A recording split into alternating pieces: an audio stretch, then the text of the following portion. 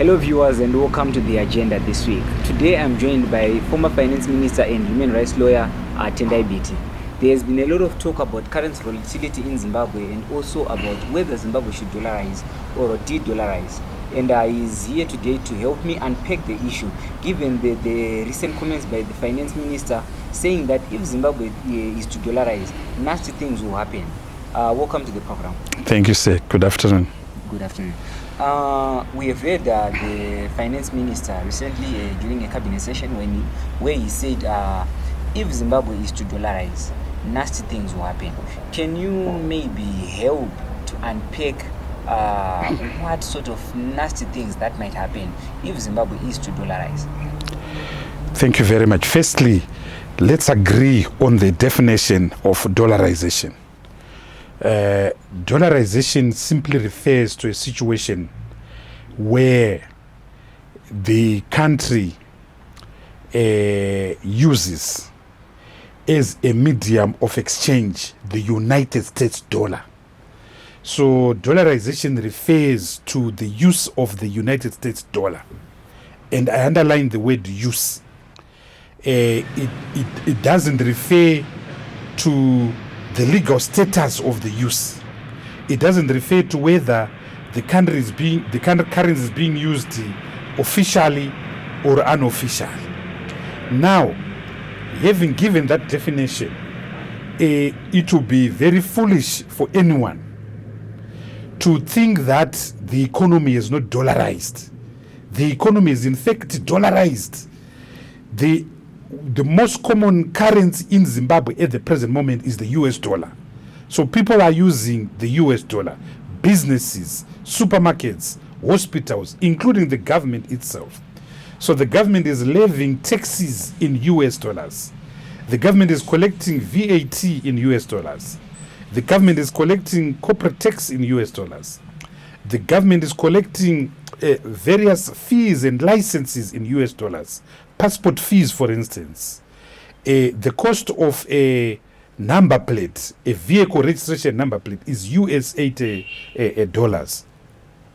So the economy, for all intents and purposes, is dollarized. And this dollarization has actually been done through the law. But what is not done is the full admission, honest admission by the authorities, by the regime, by Mutuli Ngube, that we have officially dollarized. For to do so, we'll be eating humble pie. For to do so, we'll be admitting that what he has been doing since the 1st of September 2018, when he became a Minister of Finance, has been a lie, has been a fiction. And also that what they did on the 20th of February 2019, when they enacted SI 33 of 2019, and then said to Zimbabweans, the US dollar is now one-on-one with the RTGS dollar, is a fiction. But everyone knows that he's a failure. Everyone knows that he's a disaster. Everyone knows that the emperor is naked. Everyone knows that Mutuli has no skin on his face. So you should stop being embarrassed and simply accept that this economy has self-dollarized, and therefore measures must now be taken to ensure that this dollarized environment is strengthened and doesn't have distortions. And one of those distortions that is continuing to be perpetuated is of course the existence of the auction system.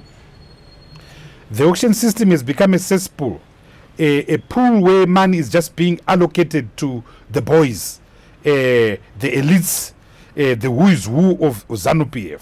The auction system needs to be abolished so that the US dollar, so that the Zimbabwean dollar can find its resting place based on willing buyer, willing seller. So remove the auction system, float the Zimbabwean dollar completely, remove export surrender requirements, stop the Reserve Bank from being an allocation committee of the US dollar. Okay. Speaking of the auction system, do you think we'll get to a point where the system will completely crash, given now that the auction system rate is above 300, around 300, 325, whereas the parallel market or the black market rate is around 350? So it's 550. One is to 550. So there's still a gap of more than 200% between the auction system and 4th Street. You understand? Yes. Which is why the auction system still remains an extractive pool of extraction, because ZANU-PF and its acolytes are still able to go to the auction system and access money at a cheap rate, whilst the rest of Zimbabweans are accessing money at 550. They are accessing at 300. And for 2 years, between June 2020 and June of 2022, when the auction system was introduced, they were accessing money at an average of 1:83. So the auction system needs to be abolished, and the central bank must stick to its core business, and allocating of foreign currency is not one of its core business. Okay. And then again, the minister says the banking sector will be wiped out, causing cash crisis if Zimbabwe is to dollarize or use the US dollar as its main currency. Number one, that is a fiction, because in 2009 to 2013 that didn't happen. Yet people were using the US dollar. So that is a fiction. The US dollar is just a currency of trade, and the currency of trade can destroy your economy. That's number one. Number two, nobody is saying stop using the Zimbabwean dollar. The two currencies are already coexisting. Mutulingube himself refers to a multi-currency regime. So let the two currencies exist, but just allow the Zimbabwean dollar to find its open market basis. Yes, if you were to abolish the Zimbabwean dollar right now and leave the US dollar on its own, there will be shocks which will take a long time to absorb in the economy, and they will cause a debilitating effect on some industries. So that's why you can't make the US dollar the exclusive legal tender in Zimbabwe. They've got their own currency, the Zim dollar. There is the US dollar. Let the two currencies coexist, because that is what is already there on the market. Okay. And then government blames the Ukraine war for recent price hikes. There have been price hikes, some say unjustified price hikes. Bread, meal. What do you make of this? This is a government that has never accepted the responsibility for its own actions. It has always blamed outsiders and external factors for its own woes. So either they're blaming sanctions, they are blaming the alternative, the opposition, they are blaming the West, Britain, the United States of America. They are blaming tsunamis like Tsunami Gilbert, Cyclone Irene, Cyclone Idai. Our challenges and problems are man-made. Our challenges are self-induced policy distortions. Our challenges are made and patented at ZANU-PF headquarters, number 80, Roton Row. They can be avoided. ZANU-PF must take the blame for the economic mismanagement. ZANU-PF must take the blame for the suffering of our people. Our inflation is 132%. 132%, just that for the month of March 2022. Show me another country which has had inflation over 10%. You will not find any in the world, except of course Venezuela. Meaning that the Zimbabwean problem is made and manufactured in Zimbabwe by Mr. Mnangagwa and Mr. Mtulingube and Mr. John Panonetsa Mangundla. These three gentlemen have failed in absolute terms. Okay, I want to find out from you, as a former finance minister, do you think in Zimbabwe, we should separate economics from politics. Why do I ask?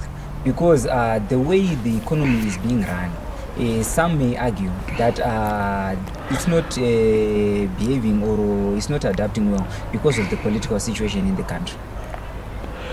Yeah, that is the biggest challenge of Zimbabwe.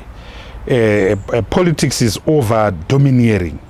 It's like Napoleon Bonaparte. So we call it Bonapartism. We call it dirigism. Politics suffocates our body existence. And because of politics, our problems become accentuated. Our problems become exacerbated. Our problems become overdefined because of politics.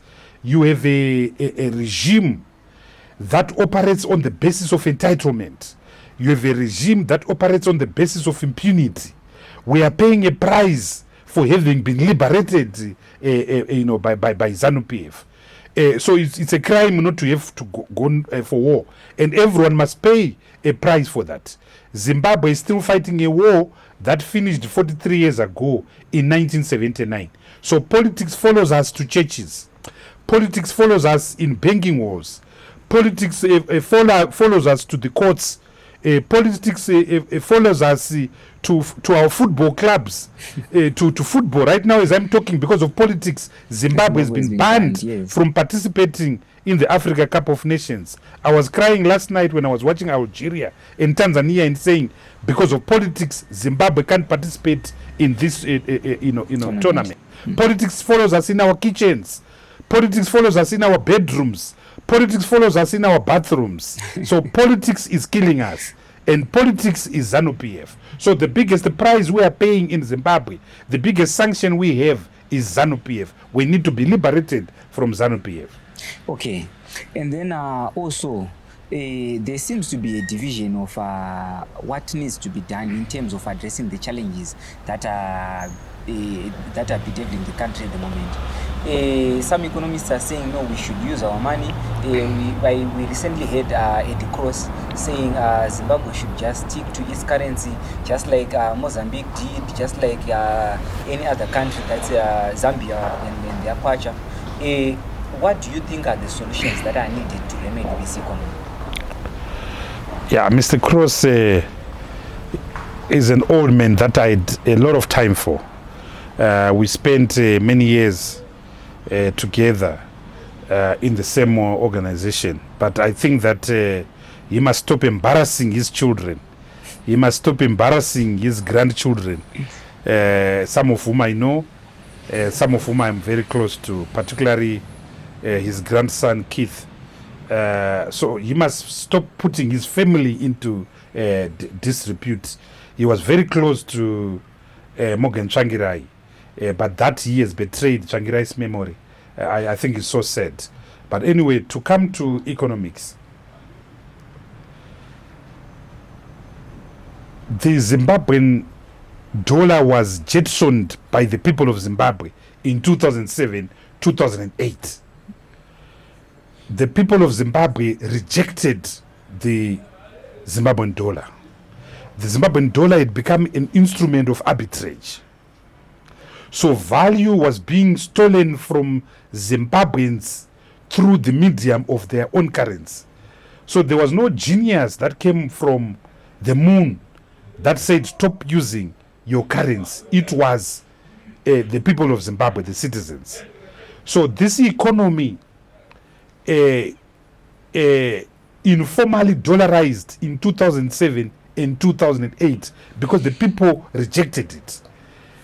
The Zimbabwean dollar was caught in flagranto. The Zimbabwean dollar was found out. And where you have involuntary dollarization, such as we have, there is no country in the world, with the possible exception of Panama in 1904. I know a lot of people talk about Israel, but Israel is got a very different socio-political polity. There is no country in the world that is involuntarily dollarized, that has been able to de-dollarize. It's not possible because it's a sign of confidence. The use of currency, 80%, is a mark of confidence. That is why the world uses the US dollar but it's not backed by anything. It's just backed by a confidence. Your currency, first and foremost, is a social contract between the authorities and that currency. And if there is no confidence in that currency will never work. Zimbabweans lost confidence in their own currency. It will not come back. It will not come back. And this is why even after 2019, where they legislated Starter Instrument 33 of 2019, they legislated Starter Instrument 142 of 2019, and said anyone who uses the US dollar will be caught. People continued using the US dollar, including themselves. If you search Mtulingube, you will find US dollars. If you search John Panonetsa Mangundja, you will find US dollars. If you search July Moyo, you will find tanks and tanks of US dollars. Don't tell me where they came from, but Dilish Nguwawa might know. So, in a fragile state such as Zimbabwe, in a dominated social formation such as Zimbabwe, in a banana republic such as Zimbabwe, once you involuntarily dollarize, it's not possible to de-dollarize. Okay. That's the lesson we have learned from Latin America. That's the lesson we have learned from South America. Places like Argentina, with the peso. Places like Chile. Places like Uruguay. Places like Paraguay. What you can do is you can bring back your own currency. But when you allow it to float so that it finds a median, an open market median. So if you go to countries like Kenya uses its own currency, the shilling. If you go to Uganda uses its own currency, the shilling. If you go to Zambia, it uses its own currency, the kwacha. If you go to Mozambique, it uses its own currency, the metcash. Those governments have not tried to control their currency. They've not tried to artificially fix the exchange rate, which is what John Panonetsa Mangundja has spent the last 3 years trying to do. The auction system was an attempt to rig the exchange rate, but you can rig everything else. You can't rig the exchange rate. You can't rig the supermarket. You can't rig the gas station. You cannot do that. So they've been rigging elections, but you can't rig the exchange rate. So if you go to Kenya, for instance, the Kenyan exchange rate has been stable for years. It 1 is to around 6,000. It can fluctuate a bit, but 1 is to 6,000. The same applies to Tanzanian shilling. The same applies to the Mozambican mid-cash. Well, Mozambican mid-cash is a bit different. And this is what exactly is happening in Zambia at the present moment. The kwacha is stabilizing because trust is coming to it. But it's stabilizing because it has been allowed to find its open market rate. Okay. And it is in fact strengthening. Okay. But we don't have those ingredients in Zimbabwe. Number one, we don't have political confidence. Okay. The political crisis needs to be resolved. You can't steal an election and hope you can get away with in the economy. No, you can't. The election will continue haunting you because the economy becomes the test now, the living proof that you stole an election or you didn't steal an election. So you need to resolve the crisis of legitimacy, because the crisis of legitimacy is a crisis of rejection. And so if the citizen fail to reject you because the courts rule otherwise, the economy will find you out. The economy will reject you, and this economy has rejected Mr. Mnangagwa. Number two, you need conditions for the return of that currency. And one of the things you need reserves. The country doesn't have reserves. The SDRs of $1 billion that they got, they are not using them to strengthen the currency. They are using them in command agriculture. They are using them to pay their elites that are doing roads corruptly. Harare Bait Bridge. They're giving it money to their own boys who are doing that road. So the $1 billion is being squandered because of corruption. So without reserves, the currency is as good as leaves. It's not backed by anything. Remember, at the end of the day, your currency is a reflection of your capital account. Your currency is a reflection of your current account. Your currency is a relationship between your exports and your imports. Okay. So if you are eating that which you are not killing, if you are consuming that which is coming abroad, so we consume fuel around $2 billion a year. We consume drugs, another $1 billion a year. We consume fertilizers, another $1 billion a year. We consume foodstuffs. Consume even maize that we are supposed to. Even maize now we are consuming. So our imports, without import suppression, are around $8 billion a year. But our exports, in other words, the money that comes here, is less than $4 billion a year. So you have a ratio of a situation where for every dollar that comes into Zimbabwe as export earnings, $4 are going out as imports. Yes. That means if you have a currency, it will be weak, because it's not backed by a current account. It's not backed by a capital account. And I want to come to the capital account. Okay. The capital account is now different from the trade account. The current account is the trade account. It talks to exports and imports. But there are capital inflows now. Capital inflows come in the form of foreign direct investment. Capital inflows come in the form of overseas development assistance, that which you call aid. Okay. Capital inflows come in the form of diaspora remittances, money just coming into the country. We have net capital outflows. The only money that we are receiving is about $1 billion coming from remittances. There's nothing coming in terms of foreign direct investment, around $200 million. The overseas development assistance that is coming around $600 million is programmatic. So if it's medicine, drugs are coming, ARVs are coming, not actual cash. So in terms of it being a significant capital inflow in the country, it's not. Okay. So where you don't have, again, a decent capital account, you also don't have a basis for your currency. Your currency becomes fiction.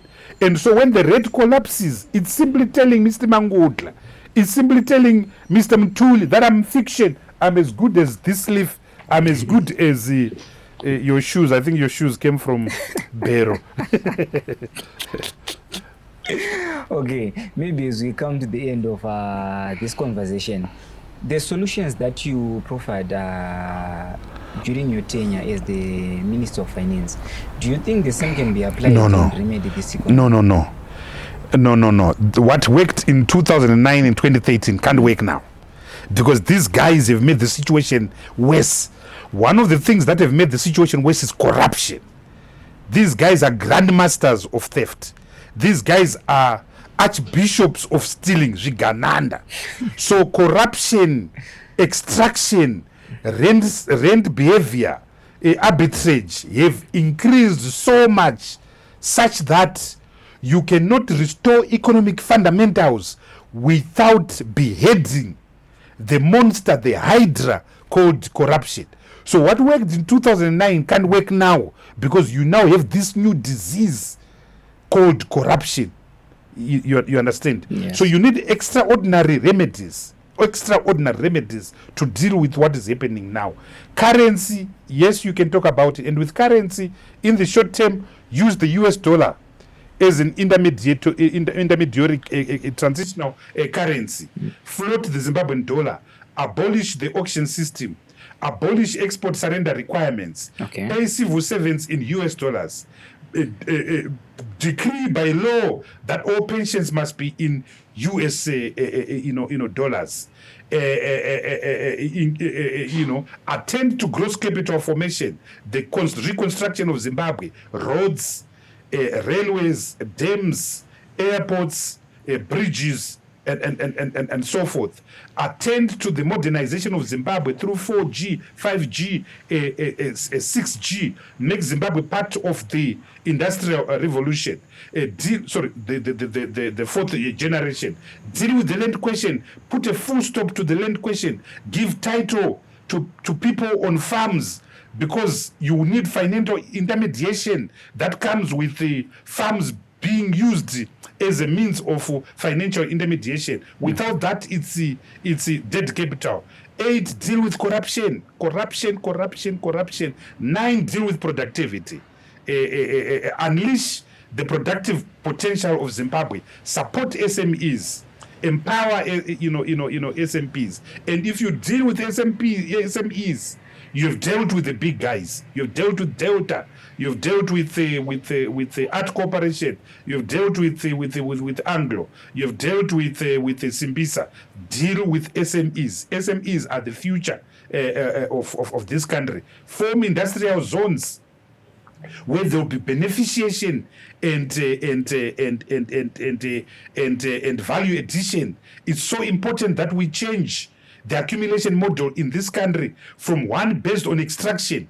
If you were to work Cecil John Roads right now, you won't get lost because we're still exporting our diamonds. We're still exporting our gold.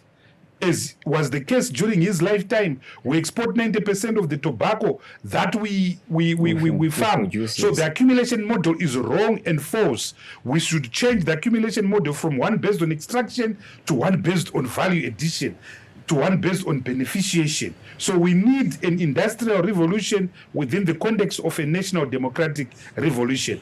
These things are way beyond ZANU-PF. These things are way beyond Mr. Mnangagwa. These things are way beyond my good friend John Panone Samangutla. These things are way beyond Mr. Mtulis Ngube. Okay, Mr. Biti, thank you so much for your time here on the agenda. It was quite a fruitful discussion, and I hope we'll be seeing each other soon. Zikomo kwambiri. Domo arigato. Shukran. Thank you. So there you have it. That was the former finance minister and the human rights lawyer, Mr. Tendai Biti, talking to us about the current state of the economy.